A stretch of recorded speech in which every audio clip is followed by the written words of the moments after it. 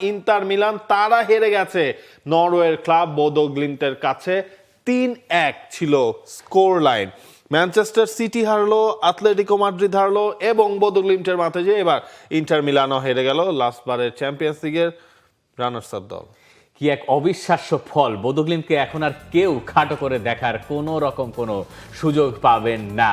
এই মাঠে তারা ম্যান সিটিকে হারিয়েছে, এর আগে তারা মাদ্রিদে গিয়ে আতলেতিকো মাদ্রিদকে হারিয়েছে এবং তারপরে যখন তারা এখানে কোয়ালিফাই করলো তারা গতবারের রানার্স আপ ইন্টার মিলানকে ধরিয়ে দিল। এই ম্যাচের শুরুতে এগিয়ে গিয়েছিল বোদো গ্লিমট, নরওয়ের ক্লাবটা পরে সমতায় ফিরেছিল যখন ইন্টার মিলানের পিও এসপোসিতো গোল করেন, কিন্তু তারপরে সেকেন্ড হাফে আরও 2 গোল করে স্মরণীয় ঐতিহাসিক এক জয় নিয়ে বোদো গ্লিমট মাঠ ছেড়েছে, আর তাতে ইন্টার মিলান 3-1 গোলে হেরেছে। আর ইতালিয়ান ক্লাবগুলোর চ্যাম্পিয়ন্স লিগের এই নকআউট ফেজের সঙ্গীন অবস্থা কন্টিনিউ করছে।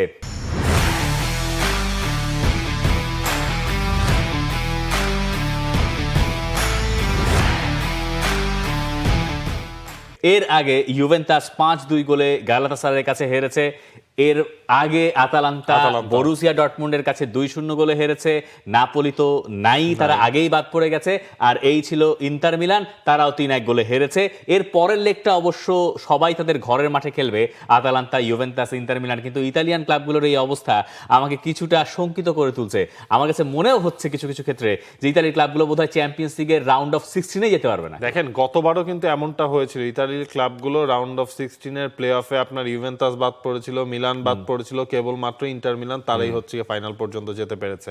এইবারও অনেকটা সেরকম প্রেক্ষাপটে চলছে। যতই আপনার তুরিনের মাঠে খেলা হোক, গ্যালাতাসারাইয়ের সাথে 5-2 গোলের সেই ডিফারেন্সটা, 3 গোল মাইনাসে থেকে ইউভেন্টাস যখন খেলতে নামবে ওইটা তাদের জন্য সহজ হবে না। যতটা কিছুটা হলো সেই মানে সুযোগটা হয়তো ইন্টার মিলানের জন্য থাকছে যখন তারা নিজেদের মাঠে খেলতে নামবে, কারণ ঘাসের মাঠ আর গ্রাস টোটালি হচ্ছে কি একটা সিনথেটিক গ্রাসের মধ্যে একটা ডিফারেন্স আছে, যেইটা হচ্ছে কি আপনার ম্যানচেস্টার সিটি ম্যাচ শেষেও সেটা বলেছিল।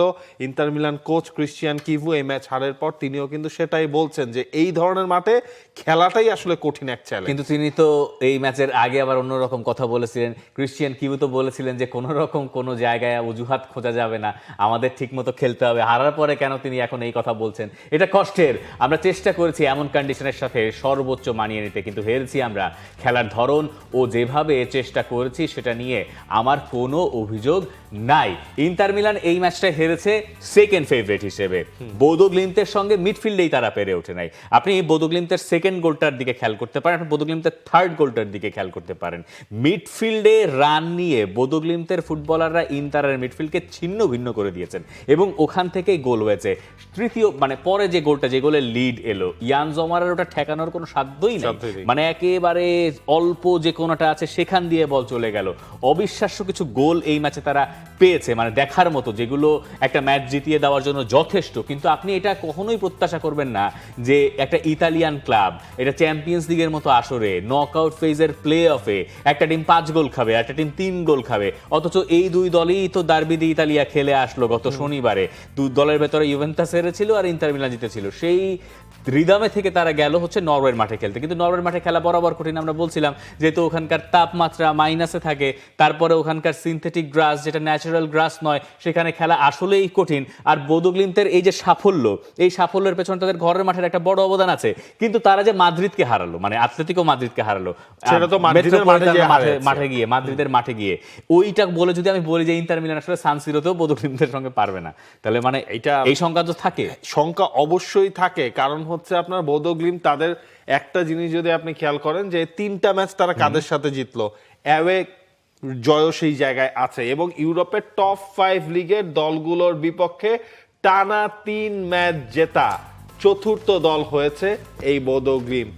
এর আগে 1996 সালে নরওয়ের কোনো ক্লাব তারা ইতালির ক্লাবকে হারিয়েছিল এবং সেই ম্যাচটা হেরেছিল হচ্ছে কি আপনার এসি মিলান। এইবার যে হারলো তাদেরই নগর বন্ধু ইন্টার মিলান।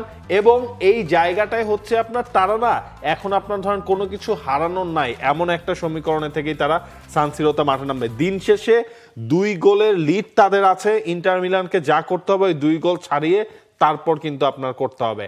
হ্যাঁ, হয়তো একটা রিয়াকশন আমরা দেখব, কিন্তু কিছুটা হলেও সেটা কঠিন হবে গোলের হিসেবে।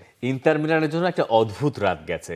ইন্টার মিলান যখন দেখেছে যে তারা জিততে পারলো না বোদো গ্লিমতের সঙ্গে, তখন তারা ড্রেসিং রুমে ফিরে জেনেছে যে কোমোর সঙ্গে এসি মিলানের ম্যাচটা ড্র হয়েছে। নিকো পাস যেখানে গোল করেছেন, এবং ওই 1-1 গোলে ড্রয়ের ফলে সেরিয়ার শীর্ষস্থানে 7 পয়েন্টের লিড ইন্টার মিলানের এখন রয়ে গেছে। ম্যাচ সমান, একটা ম্যাচ এসি মিলানের হাতে ছিল। তো এই যে সেরিয়া আর চ্যাম্পিয়ন্স লিগের তফাৎটা, এটা নিয়ে কথা বলছিলেন এর আগের দিন আলেসান্দ্রো দেল পিয়েরো, যে সেরিয়া আসলে দিনকে দিন নিচের দিকে নামছে, আর দুটো বিশ্বকাপে খেলতে না পারাটাও একটা বিরূপ প্রভাব এই দেশটার ফুটবলের ওপরে কিছুটা হলেও রাখছে। ইতালির ফুটবলের অবস্থাটা আপনি দেখেন, ইতালির ফুটবল বিশ্বকাপে গত 2 বার খেলে না, এইবারও খেলতে পারবে কিনা আল্লাহ জানেন, আর কেউ জানেন না। আর ইতালিয়ান ফুটবলাররা সেই আত্মবিশ্বাসের জায়গায় আছেন কিনা সেই আলাদা আলোচনা। এরপরে চ্যাম্পিয়ন্স লিগে তাদের চ্যাম্পিয়ন প্লে অফে 36 দলের ভেতরে 24 দলের ভেতরে থাকতে পারলো না, বাদ প্লে অফ পর্যন্ত নাই। 3টা দল উঠলো তারা প্লে অফে। ইন্টার মিলানের অবস্থা কিন্তু ভালো ছিল, চ্যাম্পিয়ন্স লিগের একটা নির্দিষ্ট ফেজ পর্যন্ত ইন্টার মিলান, আর্সেনাল এরা সবচেয়ে কম গোল হজম করা অবস্থায় ছিল, 5টা না 6টা পর্যন্ত ছিল। তারপরে দেখেন আপনি, এরপরে আস্তে আস্তে টুর্নামেন্ট প্রোগ্রেস করেছে। সেরিয়াতে এই দলটা যেভাবে শক্তি দেখাচ্ছে, সেরিয়াতে একের পর এক গোল করছে। চ্যাম্পিয়ন্স লিগে ভিন্ন চিত্র দেখা যাচ্ছে ইন্টার মিলানের কাছ থেকে। যদিও এর আগে তারা বরুসিয়া ডর্টমুন্ডের সঙ্গে ভালো একটা ফল নিয়ে এই পর্যন্ত এসেছে, ওগুলো বাদই আমি দিলাম। কিন্তু ইতালির অবস্থাটা আমি চিন্তা করছি যে কথার কথা, তাদের 3টা টিম যদি এখান থেকেও বাদ পড়ে চ্যাম্পিয়ন্স লিগ থেকে, তাহলে তাদের দেশে থাকবে 2টা জিনিস। একটা হচ্ছে এখন যে সেরিয়া চলছে সেটাও ইন্টার মিলান জিতে গেছে, 7 পয়েন্টের লিড একটা আছে। আর একটা হচ্ছে যে টি-20 ওয়ার্ল্ড কাপে তারা খেলছে, এদিকে বাদ পড়ে গেছে ইতালি, আছে এখনো। এটা ঠিকঠাক মনে হয়, এই কারণে মনে হয় তারা ক্রিকেট খেলছে, যে মানে দুরবস্থা দেখে চিন্তা করছে যে না, একটু অন্য কিছু খেলার প্রয়োজন আছে। মানে আমি আসলেই শঙ্কিত। দেখবেন হচ্ছে দিন শেষে বোদো গ্লিমট যখন ইন্টার মিলানের মাঠে খেলতে যাবে, সেই জায়গায় যতটা আসলে হেলাফেলা তারা করেছে ইন্টার মিলানকে নিয়ে নিজেদের মাঠে, সেই জিনিসটা হবে না। খেলাটা সান সিরোতে, ওই জায়গায় এনিহাউ দেখবেন ইন্টার মিলান জিতেই যাবে। আমি বোদো গ্লিমট, নাবিল খান, আমি বোদো গ্লিমট, না আমি অন্য কথা বলছি, যুক্তিটা শুনুন। আমি বোদো গ্লিমট, আমি নরওয়ের ক্লাব, নরওয়েজিয়ান মানে প্রতিনিধি, আমি চ্যাম্পিয়ন্স লিগে অংশ নেই, এবং আমি যখন মাঠে খেলি গোটা দেশ আমাকে সমর্থন দেয়, তারা চায় আমি যেন জিতি। আমি আমার মাঠে কাজ ছেড়ে দিয়ে এসেছি, এরপরে আমি যাব সান সিরোতে, আমার কাছে 2 গোলের একটা লিড আছে। এখন আমি গিয়ে এই 2 গোলের লিড বজায় রাখার জন্য আমার আত্মবিশ্বাস আছে। আমি আত্লেতিকোর কাছে 1 গোলে পিছিয়ে পড়ে ওই ম্যাচ জিতেছিলাম এই কিছুদিন আগে, এবং আমার তো আসলে টপ 24 থাকার কথা না, আমি সেই ম্যাচ জিতে টপ 24 ঢুকেছি। আমি তো এখন এমন একটা জায়গায় নিজেকে নিয়ে যাব যেখানে আমার কাছে মনে হবে আমি হারতে পারি না, সেখান থেকে আমি ইন্টার মিলানকে এটাই তো বলছেন যে ওদের তো হারানোর আপনার কিছুই নেই, ওই মেন্টালিটি নিয়েই তারা যাবে। তবে ইন্টার মিলান তাদের মানে বিগ টিম, বড় মঞ্চের টিম, সেই জিনিসটা আলটিমেটলি ইন্টার মিলান ওই ম্যাচেই হয়তো বা প্রমাণ করার চেষ্টা করবে। আর না হলে আরেকটা আপনার সেটব্যাক হবে, রাউন্ড অফ 16-এ না যেতে পারে আরো একটা ইতালিয়ান ক্লাব হবে, আরো একটা রানার্স আপ, তারা বিদায় হয়ে যাবে। এইটাই তখন একটা মেজর ঘটনা হয়। এই ম্যাচেও যখন লাউতারো মার্টিনেজকে তুলে ফেলা হয়েছে, মানে ক্রিশ্চিয়ান কিভু এখন তো তুলে ফেলেন প্রায় সময় তাকে, কারণ তিনি তার কিছুটা বিশ্রামের প্রয়োজন আছে, তার ক্লান্তির একটা ব্যাপার আছে। আর কয়েকজন স্ট্রাইকার হচ্ছেন, মার্কাস তুরাম, এসপোসিতো, কয়েকটা অপশন যেখানে হয়েছে, সো তিনি এখন ওই বিলাসিতাটুকু দেখাতে পারেন। এমন একটা সময়ে ইন্টার মিলান আবার পিছিয়ে পড়লো ওই ম্যাচটাতে, যখন লাউতারও তাদের দলে আর নাই, যেটা থেকে তারা রিপ্লাই দেওয়ার চেষ্টা করতে পারে। একটা ইন্সপিরেশন যেটা খুঁজছিল ইন্টার মিলান, এই ম্যাচ জুড়ে তারা পায় নাই। মানে ম্যাচ জুড়ে they were dominated by Bodo Glimt, এইটা হচ্ছে আশঙ্কার কারণ। এমন নয় যে তারা হেরেছে এটা নিয়ে দুশ্চিন্তা, যেভাবে আপনি হেরেছেন, the way you lose the game, আমার কাছে মনে হয় ওইটা ইতালির ফুটবল এবং ইন্টার মিলান সবার জন্য। আবার 2টা আপনার অ্যাটেম্প্ট তো হচ্ছে গিয়ে পোস্টেও লাগলো, দারমিয়ানের প্রথমের ওইটা পোস্টে লাগলো, এরপর লাউতারো মার্টিনেজ তার একটা যে আপনার পোস্টে লাগলো, ওইটাকেও তারা বলতে পারে যে ওই 2টা পোস্টে না লাগলেও তো ম্যাচটা অন্তত ন্যূনতম আমরা একটা পয়েন্ট নিয়ে আসতে পারতাম। এবং ম্যানচেস্টার সিটি যখন বোদো গ্লিমটের মাঠে হেরে গেছে, এরপর থেকে কিন্তু আপনার মনে হচ্ছে বোদো গ্লিমটের মাঠ থেকে আসলে পয়েন্ট আনাও এতটা সহজ কাজ হবে না। ইন্টার মিলান হয়তো সেই জিনিসটাই ট্রাই করেছিল, সেটাও যেহেতু হয় নাই, ফাইন, এখন একটা ফ্রেশ রিস্টার্ট আসলে তাদের করতে হবে।